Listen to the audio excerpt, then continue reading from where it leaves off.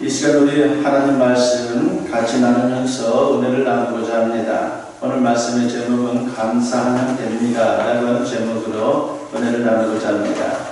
여러분께 먼저 질문을 한번 드리고자 합니다. 여러분 과연 행복하신지 모르겠습니다. 나는 행복한가? 한번 여러분들 생각해 볼 때에 나는 진정 행복한가에 대해서 그렇다라고 답할 수 있는 분들이 얼마나 되실지 모르겠습니다. 세상에서 성공하고 출세한들 행복하지 못하다고 하면요, 그 모든 것들이 무슨 소용이 있겠습니까? 인생에서 가장 기본적인 가치는 행복이다라고 생각해 봅니다. 그래서 누구나 행복하기를 소원합니다. 그런데 막상 행복하냐고 물으면요, 그렇다라고 선뜻 대답하는 분들이 많지는 않습니다. 이따금 매스컴에서 세계 각국의 행복지수가 보도될 때가 있는데 거기 보게 되면요, 우리나라 순위가 앞쪽이 아니라 뒤쪽에 있습니다. OECD 국가들 중에서는 거의 최하위에 위치하고 있어요. 그러니까 우리보다 뒤에 두 나라가 더 있는 그런 상태입니다. 1인당 국민소득이 우리가 한 3만 5천 불 된다 그러죠. 참으로 엄청난 부를 이루었습니다. 제가 초등학교 다닐 때니까 1,000불이 목표였어요. 그때 조금 고생하면 우리가 1,000불 시대 된다. 그렇게 얘기했던 때가 있었는데 이제는 3만 5천 불 시대가 되었습니다. 그런데 우리의 행복에 있어서는 여기만큼, 이 소득만큼 그렇게 행복하다라고 하는 그런 질문 앞에 행복합니다라고 하는 그런 대답을 하는 경우가 옛날에 비해서 얼마나 늘었는지 모르겠습니다. 거기에는 여러 가지 이유를 줄 수 있겠지만 가장 중요한 원인은 신앙적으로 볼 때에 감사를 잃었기 때문이다라고 봅니다. 소득 수준은 높아졌는데 감사 수준이 낮아져서 행복하지를 못한 거예요. 우리 사람은요, 밑빠진 독가도 같아요. 많은 것을 집어넣는다라고 해서 만족하는 그런 존재가 아니죠. 다 빠져나가기 때문에 계속해서 뭔가 채워져야지만이 되는 그런 인생을 살다가 참으로 행복과는 상관없이 불평과 원망만 하고 그렇게 살 때가 너무나도 많습니다. 그렇습니다. 사람은 소유나 조건으로 행복할 것 같은데 사실은 감사하는 마음이 있을 때에 행복할 수가 있습니다. 행복해서 감사하는 게 아니라 감사해서 행복한 것, 그것이 우리 사람들의 모습인 겁니다. 오늘 추수감사주일 아침에 이 진리를 우리 모두가 꼭 붙잡았으면 합니다. 그래서 범사에 감사함으로 항상 행복한 우리 모두가 되었으면 합니다. 오늘 본문은 예수님께서 어느 집에 초대를 받아가셨을 때 벌어진 사건에 대해서 기록을 합니다. 그 집 주인은 바리새인 시몬입니다. 바리새인은 그 당시 유대 종교 지도자로서 예수님을 오해하고 의심의 눈초리로 보내는 그런 부류 중에 한 부류였습니다. 시몬도 바로 그런 부류의 사람이었죠. 아마도 선한 뜻이 아니라 예수님을 시험하려고 하는 의도로 예수님을 초대한 것이 아닌가라고 하는 생각을 해봅니다. 예수님께서 그 집에 들어가 자리를 잡고 앉으셨습니다. 그 당시에 유대인의 식사법은 특이했습니다. 식사할 때에 비스듬히 기대어 누워있는 자세를 취하면서 식사를 하는 겁니다. 아마도 예수님도 그런 자세를 취하셨을 것입니다. 그런데 돌발 상황이 벌어집니다. 한 여인이 그 집에 들어오더니만 예수님께 다가와서 갑자기 눈물을 흘립니다. 그리고 자신이 가지고 온 옥합을 곁에 향유를 발에 붓는 것입니다. 아마도 온 집안이 향기로 진동했을 것입니다. 도대체 그 여인은 누구이기에 그리고 왜 그런 일을 벌인 것입니까? 그녀는 예수님께 큰 은혜를 입었는데 자신으로서는 도저히 갚을 수 없는 은혜였습니다. 그래서 그렇게라도 감사의 마음을 표현하고 싶었던 것입니다. 은혜라고 하는 것은요, 받을 자격이 없는 자에게 거저 주시는 하나님의 호의라고 그렇게 말할 수가 있습니다. 하나님의 은혜는 크게 두 종류가 있습니다. 그전에도 말씀드렸지만은 일반 은혜가 있고 특별 은혜가 있습니다. 일반 은혜는 모든 사람들에게 베푸시는 하나님의 은혜입니다. 마태복음 5장 45절에 보면요, 예수님께서 이런 말씀을 하시죠. 이같이 한즉 하늘에 계신 너희 아버지의 아들이 되리니 이는 하나님이 그 해를 악인과 선인에게 비추시며 비를 의로운 자와 불의한 자에게 내려주심이라고 했습니다. 하나님이 해와 비를 내려주시되 악인이든 의인이든 의로운 자든 불의한 자든 골고루 주시는 것입니다. 그러므로 하나님을 믿지 않는 사람들이 몰라서 그렇지 그들 또한 하나님의 은혜를 잊고 사는 그런 존재라고 하는 것입니다. 옛날에 한 임금이 있었습니다. 이 임금은 미식가였는데 어느 날 유명한 요리사를 불렀습니다. 그 그 요리사가 정성을 다해서 온갖 재료들을 다 준비해가지고 이제 참으로 먹을 만한 그런 음식을 만들었죠. 그 음식을 맛본 임금이 경탄하면서 요리사에게 감사의 뜻을 표했습니다. 그러자 요리사는 자신의 실력보다 재료가 좋았다면서 그 공을 채소 장수에게 돌리는 겁니다.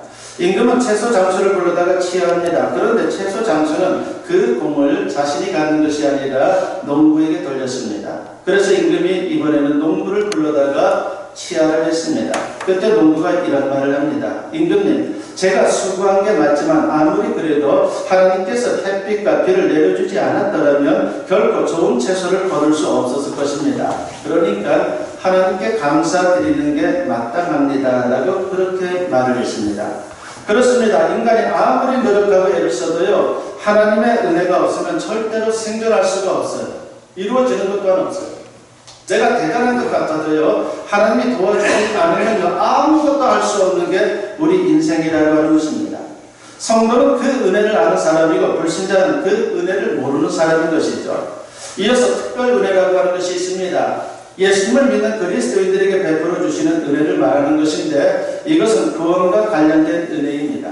에베소서 1장 7절에서 사도 바울은 이런 말씀을 합니다. 우리는 그리스도 안에서 그의 은혜의 풍성함을 따라 그의 피로 말미암아 속량 곧 제사함을 받았느니라고 했습니다. 특별 은혜의 범위는 그리스도 안에서입니다. 예수님을 믿는 성도는 그리스도 안에 있는 사람들이라고 하는 겁니다. 그런 사람에게 구속의 은혜를 베풀어 주시고 영원한 사망에서 영원한 생명으로 구원해 주시는 겁니다. 그러므로 일반 은혜든 특별 은혜든 일단 은혜를 받은 사람은 당연히 감사해야 하는 것입니다. 오늘 본문에 나오는 여자는 큰 은혜를 받고 감사를 했습니다. 그녀는 어떤 사람입니까? 오늘 본문 37절 상반절에 보니까 그 동네에 죄를 지은 한 여자가 있어라고 했습니다. 그 당시에 유대 사회에서 죄 지은 여자라고 하는 말은요, 곧 창녀를 가리키는 겁니다. 그녀는 항상 죄의식 속에 살면서 사람들에게 손가락질을 받던 비천한 사람이었습니다. 바리새인 시몬 입장에서 보면요, 그런 여자를 가까이 하는 예수님이 좀 이상하다고 생각했을 것입니다. 하지만 예수님은 본래부터 죄인을 가까이 하는 분입니다. 마가복음 2장 17절에 보면요, 예수께서 들으시고 그들에게 이르시되 건강한 자에게는 의사가 쓸데없고 병든 자에게라야 쓸데있느니라. 나는 의인을 부르러 온 것이 아니요 죄인을 부르러 왔노라 하시니라고 했습니다. 죄인을 위해서 이 땅에 오신 분이 바로 예수 그리스도라고 하는 것이죠. 사실 모든 인간은 하나님 앞에서 다 죄인이에요. 누구와 비교해서 내가 좀 낫다라고 하는 것은 있을지 몰라도요, 우리는 죄로부터 자유로울 수가 없습니다. 그래서 하나님의 대속의 은혜가 우리 모든 사람들에게 필요합니다. 그런데 스스로 의인이라 생각하는 사람은 예수님의 대속의 은혜를 필요로 하지 않습니다. 오직 죄를 깨닫고 회개하는 사람을 하나님은 가까이 해주시고 바로 그 사람에게 대속의 은혜를 베풀어 주시는 것입니다. 시몬은 이 여자보다 도덕적으로 우월할지 모르지만 자신의 죄를 깨닫지 못한다는 점에서 예수님과 상관없는 사람이었습니다. 그럼 하나님 앞에서는 배운 망각한 사람에 불과합니다. 하나님은 이런 사람을 결코 기뻐하지 않습니다. 그리고 그런 사람에게는 절대로 감사가 없습니다. 그 인생이 비극인 거죠. 감사가 없으면요, 비극적인 인생을 살 수밖에 없습니다. 감사는 무엇보다도 하나님이 가장 기뻐하는 제사입니다. 시편 50편 23절 상반절에 보면요, 감사로 제사를 드리는 자가 나를 영화롭게 하나니라고 했습니다. 그러므로 최고의 신앙은 감사이고 최고의 인성도 감사입니다. 푹 찔러면 그냥 감사합니다가 나와야 돼요. 연습을 많이 해야 돼요. 원망과 불평이 아니라 어떤 상황에서도 나를 건드리면 감사가 나올 정도로 우리는 감사의 사람이 되어야 합니다. 감사할 줄 모르는 사람은 짐승보다 못합니다. 짐승도 감사할 줄 아는데 만물의 영광인 사람이 하나님의 은혜를 모른다면 그건 말도 안 되는 겁니다. 그래서 하나님은 하나님의 은혜를 잊지 않도록 감사절을 만들어 주는 거예요. 이스라엘 백성들에게 여러 절기를 만들어 줬습니다. 하나님은 사람들이 행복하게 살기를 원합니다. 그리고 우리 사람들이 또한 풍요롭게 살기를 원합니다. 사람이 풍요롭고 행복하게 사는 데는 물질, 건강, 좋은 환경, 명예, 권력이 필요할 수 있습니다. 그러나 무엇보다 중요한 것은 우리 마음의 자세입니다. 특별히 감사하는 마음이 있느냐 없느냐에 따라서 우리 인생은 풍요롭고 행복한 삶이 될 수도 있고 그렇지 않을 수도 있어요. 감사가 없으면요, 내가 세상에서 많은 것을 가지고 있다 할지라도, 누리고 있다 할지라도요, 절대로 행복한 인생 살 수가 없어요. 아무리 많이 쌓아놔도 감사의 마음이 없으면요, 풍요로운 삶이 될 수 없습니다. 아무리 없더라도 마음에 감사가 있으면요, 그 어디에서도 풍요롭고 행복한 삶을 살 수 있습니다. 그렇습니다. 감사는 행복의 원료가 되고 풍요로운 삶의 재료가 되는 겁니다. 감사는 감사를 하고 감사는 행복의 재료가 되는 겁니다. 하나님은 이 사실을 잘 아십니다. 그런데 문제는 우리 인간의 기억력이에요. 인간은 오래 기억하지를 못합니다. 무엇보다 섭섭한 건 오래 기억하죠. 그러나 은혜 받은 것은 금방 잊어버려요. 그냥 당연한 것처럼 생각되다가 그냥 다 잊어버립니다. 너무나도 빨리 잊어버립니다. 인간은 오래 기억하지를 못합니다. 그래서 하나님은 이스라엘 백성들에게 절기를 만들어서 매년 반복해서 감사를 잃지 않도록 그렇게 주님께서 그들에게 어떻게 보면 가르친 겁니다. 신명기 16장 1절부터 17절에는요, 이스라엘의 대표적인 절기 3개가 나오죠.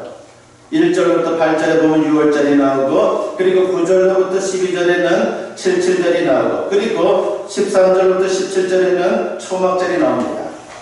바로 이스라엘에게 있어서 가장 중요한 절기입니다. 6월절은 이스라엘 백성들이 애굽의 노예 생활에서 해방된 것을 기념하여 지키는 절기이고, 초막절은 이스라엘 백성들이 집도 없이 광야에서 텐트를 치고 자던 때를 기억하고 그것을 기념하여 지키는 절기입니다. 그리고 77절은 맥추절, 소실절 혹은 오순절이라고 합니다. 77절이라 하는 이유는요, 6월절이 끝난 후 7주가 끝난 다음날 지키는 절기이기 때문이고, 초실절이라고 하는 이유는요, 곡식을 처음 거두어 수확의 첫 단을 하나님께 드리는 절기이기 때문이고, 그리고 맥추절이라고 하는 이유는 보리를 거두어 하나님께 드리는 절기이기 때문입니다. 이 절기는 모세가 율법을 받은 날을 기념하는 절기이기도 하고, 예수님께서 부활하시고 승천하신 후 약속대로 성령이 임하여 예루살렘 교회가 탄생한 교회 생일이기도 합니다. 이 모든 절기가 하나님의 은혜와 관련이 있는 것이에요. 그래서 절기를 지킴으로 감사를 회복할 수 있고, 그 결과 풍요롭고 행복한 삶을 살 수 있다고 주님은 말씀하고 있는 겁니다. 오늘 본문을 보면요, 예수님께서 그 여자의 감사를 기쁘게 받으셨습니다. 그 모습을 보면 우리가 어떻게 하나님께 감사드려야 하는지 그 방법을 알 수가 있습니다. 오늘 본문 37절과 38절에 보면요, 그 동네에 죄를 지은 한 여자가 있어 예수께서 바리새인의 집에 앉아 계심을 알고 향유 담은 옥합을 가지고 와서 예수의 뒤로 그 발 곁에 서서 울며 눈물로 그 발을 적시고 자기 머리털로 닦고 그 발에 입 맞추고 향유를 부으니라고 했습니다. 여자의 모습을 상상해 보면 얼마나 아름답고 귀합니까? 신앙의 눈으로 보면 참으로 아름답고 귀할 수밖에 없는 거죠. 그런데 그 모습을 바라본 시몬은 달랐습니다. 마음속으로 예수님을 의심하고 비판합니다. 마음속의 생각을 다 아시는 예수님께서 그를 책망합니다. 보면 44절부터 46절에 보니까 그 여자를 보라보시며 시몬에게 이르시되 이 여자를 보느냐? 내가 내 집에 들어올 때 너는 내게 발 씻을 물도 주지 아니하였으되 이 여자는 눈물로 내 발을 적시고 그 머리털로 닦았으며 너는 내게 입맞추지 아니하였으되 그는 내가 들어올 때로부터 내 발에 입맞추기를 그치지 아니하였으며 너는 내 머리에 감람류도 붓지 아니하였으되 그는 향유를 내 발에 부었느니라 했습니다. 바리새인 시몬의 모습과 여자의 모습이 대조적으로 표현되고 있어요. 시몬은 발 씻을 물도 주지 않았어요.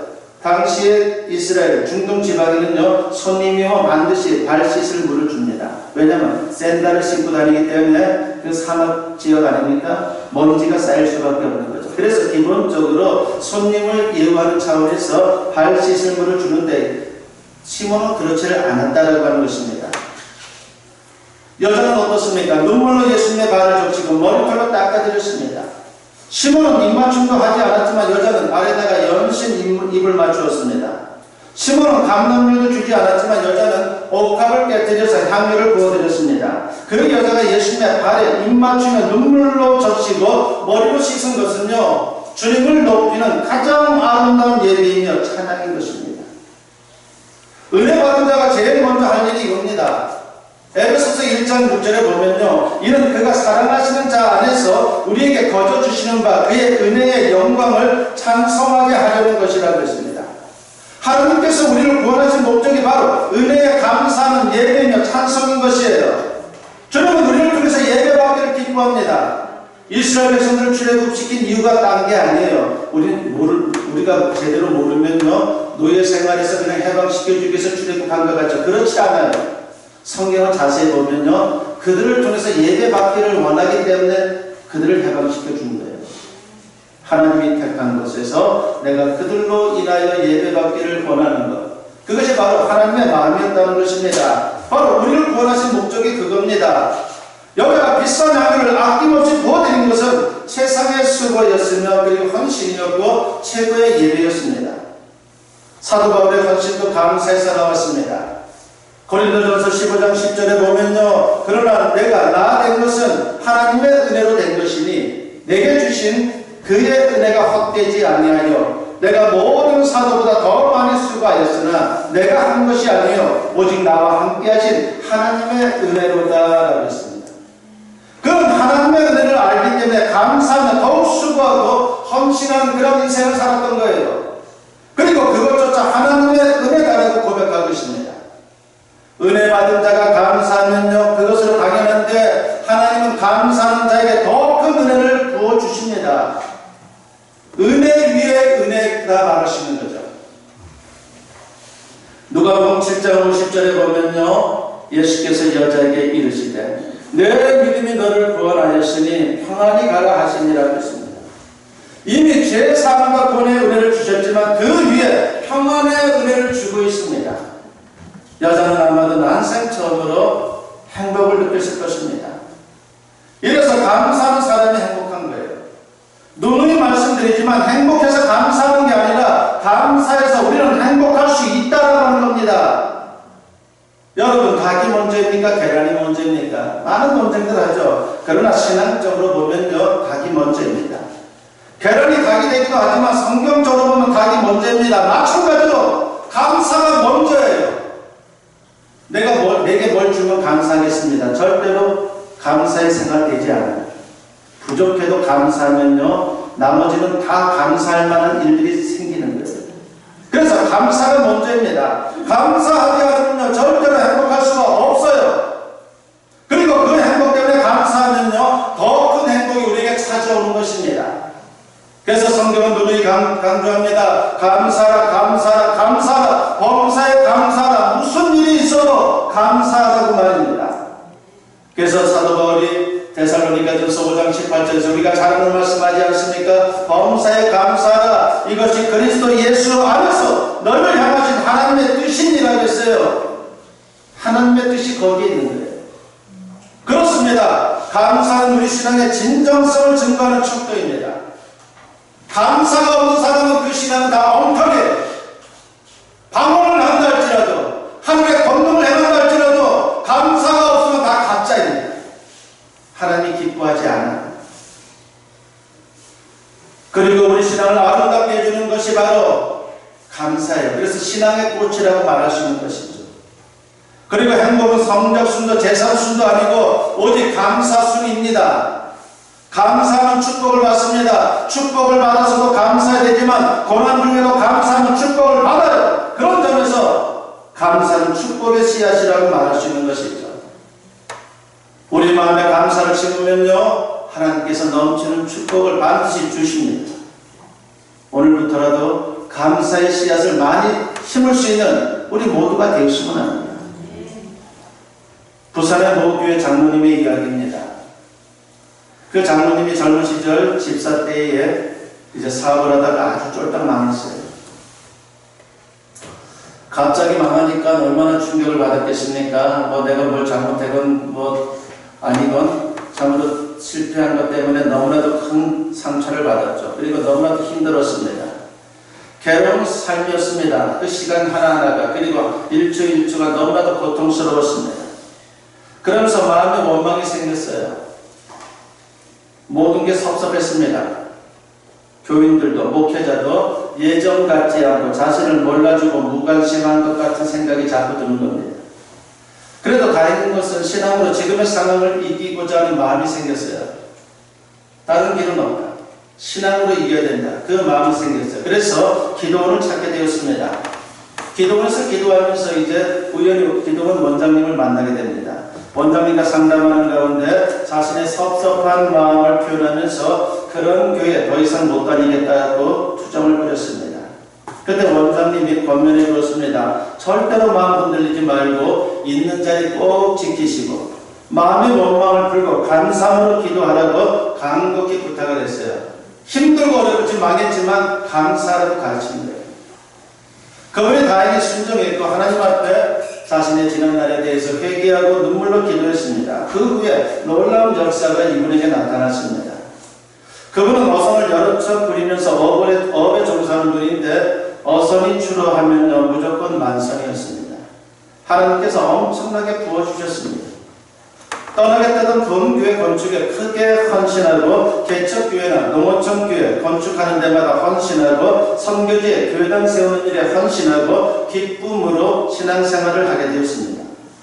감사가 그분을 축복의 인생, 행복한 인생으로 만든 거예요. 여러분 원망하고 불평한다고 문제 해결돼요? 성질만 더러워져요. 나아지는 것 아무것도 없습니다. 힘들지만 감사하면 문제는 해결돼요. 내가 신앙 안에 있는 한, 하나님 안에 있는 한 이 고난과 이 고통이 축복의 징검다리가 될 것이다 라는 믿음을 가지고 감사하면요 그것이 진정 나에게 큰 축복의 디딤돌이 되는 겁니다. 그래서 주님은 감사하고 우리에게 가르치고 있는 겁니다. 이제 말씀을 마치면서 다시 한번 물어보겠습니다. 행복하십니까? 행복하다면 다행입니다. 혹시 행복하지 못하다면 뭐가 부족하거나 고난이 있기 때문에 불행한 게 아니에요. 감사를 잃어버려서 불행한 겁니다.